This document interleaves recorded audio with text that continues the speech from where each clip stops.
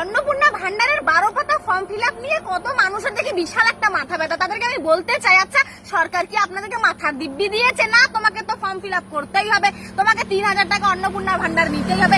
সরকার পরিষ্কার বলে দিয়েছে যারা যারা ফর্ম ফিল আপ করবে তারা অন্নপূর্ণা ভান্ডার নেবে।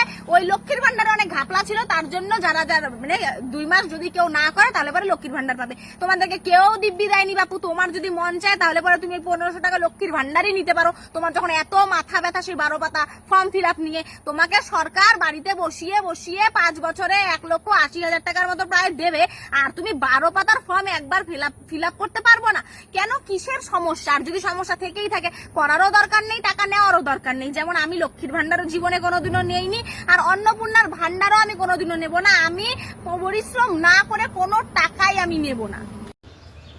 নমস্কার দর্শক, আপনারা এই প্রতিবাদী টুম্পাকে সকলেই চেনেন। খুব ভালো কন্টেন্ট ক্রিয়েটার এবং খুব ভালো কথা বলেন। কিন্তু এই অন্নপূর্ণা ভান্ডারের ফর্ম ফিল আপ নিয়ে প্রতিবাদী টুম্পা যে কথাটি বলল, কথাগুলি যদিও শুনতে একটু কড়া, কিন্তু কথাগুলি কিছুটা হলো অযৌক্তিক। এবং আমি প্রতিবাদী টুম্পাকে বলতে চাই যে সরকার বদল হয়েছে, এখন কিন্তু বিজেপির সরকার চলছে, এবং এই সরকারটাও যাতে ভালোভাবে চলে এবং সরকারটা যাতে বেশি দিন দীর্ঘায়ু হয়, যার জন্যে জনমত নির্বিশেষে এই সোশ্যাল মিডিয়ায় যে মানুষ প্রতিবাদ করছে, এগুলি কিন্তু খেয়াল রাখা খুব দরকার। কেন? কারণ এর আগের যে সরকার ছিল না, তৃণমূল সরকার, তখনও কিন্তু সাধারণ মানুষ এই মোবাইলটাকেই, ওনার ফেসবুকগুলোকেই হাতিয়ার করে সাধারণ মানুষ প্রতিবাদ করেছিলেন সোশ্যাল মিডিয়ার মাধ্যমে। কিন্তু সেই সময় তৃণমূল সুপ্রিমো বা প্রাক্তন মুখ্যমন্ত্রী মমতা ব্যানার্জি বলেছিলেন যে সোশ্যাল মিডিয়ায় নাকি কিছু মানুষ যারা কুৎসা করছেন সরকারের, তারা কারা? তারা নাকি বিজেপির হয়ে চেঁচামেচি করছে এবং বিজেপির কাছে টাকা খেয়ে তারা চিল্লাচ্ছিল, এমনটাও শোনা গেছে। কিন্তু সাধারণ মানুষের প্রতিবাদটা তখনকার তৃণমূল সরকার এভাবেই দাবাতে চেয়েছিল যে এটা বিরোধী সব, কিন্তু তারা কিন্তু বিরোধী ছিল না। তারা ছিল আজকের যে এই অন্নপূর্ণা ভান্ডারের 12 পাতার যে ফর্ম, সেটার জন্য যেভাবে বলছেন সেভাবেই বলেছিল। এবং প্রতিবাদী টুম্পা বলছে যে সরকার কি মাথার দিব্যি দিয়েছে? আমি তার উত্তরে বলবো যে সরকার কারো মাথার দিব্যি দেয় না। সরকার ভোটের আগে যা যা প্রতিশ্রুতি দিয়েছে, সেই প্রতিশ্রুতি পূরণ করার জন্য দায়বদ্ধ সরকার। মাথার দিব্যি দেবে না, কেন দেবে? আর একটা অন্নপূর্ণা ভান্ডার বা একটা স্কিমের জন্যে এই যে 12 পাতা একবারে ফর্ম ফিল আপ করতে লাগুক আর 2 বারে লাগুক, সেটা ফ্যাক্টর নয়, কিন্তু সেটার জন্য কি 12 পাতার ফর্মটা খুব অবশ্য জরুরি ছিল? এটা চিন্তা করতে হবে।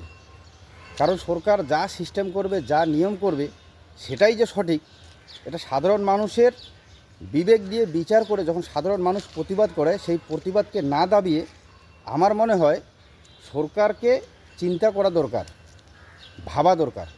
কারণ এই সাধারণ মানুষরাই কিন্তু ভোট দিয়ে এই নতুন সরকারটাকে এনেছে। কাজেই সাধারণ মানুষের জন্য এইভাবে মন্তব্য করা ঠিক নয় যে সরকার কি মাথার দিব্যি দিয়েছে। এই ভাষাটা কিন্তু আমি অ্যাকসেপ্ট করতে পারলাম না। আর সবথেকে বড় কথা, আরেকটা কথা, যে মানুষকে নাকি ঘরের মধ্যে বসিয়ে বসিয়ে এই অন্নপূর্ণা ভান্ডার দেবে। সাধারণ মানুষ সেই তৃণমূল জামানায়ও বলে নেই আমাদেরকে বসিয়ে টাকা লাগবে। মানুষ স্বাস্থ্য, শিক্ষা, কর্মসংস্থান চেয়েছিল। আর এই নতুন সরকারের আমলেও বা নতুন সরকারকে ভোট দেওয়ার সময়ও কেউ সাধারণ মানুষ ইনকিলাব জিন্দাবাদ করে বলে নেই যে আমাদেরকে বসিয়ে টাকা দিতে হবে। সাধারণ মানুষ এই সময়ও একটা দুর্নীতি মুক্ত সরকার চায়, এবং সাধারণ মানুষের যে স্বাস্থ্য, শিক্ষা এবং কর্মসংস্থান, মানুষ কিন্তু সেটাই চায়।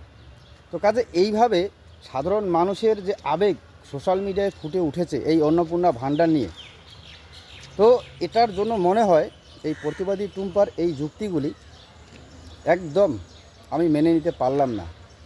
এবং তুমি না নিতে পারো তোমার ব্যক্তিগত মত, কিন্তু সেই তোমার ব্যক্তিগত মতটা সাধারণ মানুষের উপর চাপিয়ে দিলে তো হবে না, যে আমি কাজকর্ম না করে, রোজগার না করে, খাটনি না করে, মেহনত না করে আমি কোনো কিছু নেব না, তার মানে বাকিরা নিচ্ছে। এই যুক্তিটা আমি মেনে নিতে পারলাম না। সাধারণ মানুষের যে আবেগ, সাধারণ মানুষ যখন সোশ্যাল মিডিয়ায় গর্জে ওঠে, যে কোনো ব্যাপারে হোক, সেই ব্যাপারটা সরকারকে মানবিক দিক থেকে বিচার বিবেচনা করা দরকার। এবং আমরা যারা কন্টেন্ট ক্রিয়েটার আছি বা তুমিও আছো, তোমাকেও এটা ভাবা দরকার। কারণ মানুষের আবেগ সবথেকে বড়। মানুষের যে যুক্তিগুলি সেগুলো ভেবে চিনতে আগে নিজেকে সঠিক জায়গায় নিয়ে আসো, তারপরেই সাধারণ মানুষের উদ্দেশ্যে কিছু বলো, এটা আমি বলতে চাই। এবং আমার এই প্রতিবেদনটা যদি তোমার কাছে পৌঁছায়, আমার কথাগুলি কোনো অন্য উদ্দেশ্য না বের করে তুমি একবার চিন্তা করিও। চিন্তা করলেই বুঝতে পারবা। তোমার হয়তো মনে আছে, কিছুদিন আগেই শ্রমিক ভট্টাচার্য বলেছিলেন যে তৃণমূল থেকে কেউই, কোনো নেতা হোক, কারোই, মানে সাধারণ জনগণ ছাড়া বিজেপিতে যোগদান করা হবে না। কিন্তু কয়েকদিন আগে তিনি বলে ফেললেন যে কিছু ভালো তৃণমূল আছে। তারপরেই কিন্তু সোশ্যাল মিডিয়ায় সাধারণ মানুষ গর্জে উঠেছে যে ভালো তৃণমূল কোথায় ছিল, এই ভোটের আগে কোথায় ছিল। তো এই সোশ্যাল মিডিয়ায় যে সাধারণ মানুষ গর্জে উঠেছেন, ওনাদের মনের ভাব প্রকাশ করেছেন, এটা নিয়ে রাজ্যের বিজেপি সভাপতি শ্রমিক ভট্টাচার্য তিনি কিন্তু ভেবেছেন এবং সাধারণ মানুষের জন্য বার্তা দিয়েছেন। তিনি কিন্তু এটা বলেননি যে এরা চেঁচাচ্ছেন, কারা চেঁচাচ্ছেন, এটা তো আমাদের পার্টির দলের নির্দেশ, দলের ডিসিশন, ভালো তৃণমূলকে নিতে হবে, তিনি কিন্তু এভাবে বলেননি। তো কাজেই এই অন্নপূর্ণা ভাণ্ডারের 12 পাতার যে ফর্ম, এটা নিয়েও আমি মনে করি যে সরকারকে ভাবা উচিত। কারণ একটা লক্ষ্মী ভাণ্ডার স্কিমের জন্য 12 পাতার ফর্ম প্রয়োজন হয় না, এটা তো ক্লিয়ার। এটা সাধারণ থেকে সাধারণ মানুষ বলে দিতে পারবে, যারা খুব কম শিক্ষিত তারাও বলে দিতে পারবে। গরিব মানুষের জন্য স্কিম, সাধারণ গরিব মানুষ, তো তাদেরকে এই অন্নপূর্ণা ভাণ্ডারের জন্য 12 পাতার ফর্ম কোনোভাবেই প্রযোজ্য নয়, দরকার পড়ে না, এটা গ্যারান্টি। তো কাজেই এভাবে মানুষকে বলা উচিত নয়। কন্টেন্ট ক্রিয়েটার ভালো কথা, কিন্তু সোশ্যাল মিডিয়ায় সাধারণ মানুষের জন্য কিছু বলতে গেলে অনেক ভেবেচিন্তে বলতে হয়।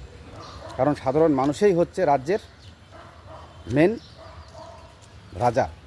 সাধারণ মানুষের হাতেই কিন্তু সব ক্ষমতা, এটা ভুলে গেলে চলবে না।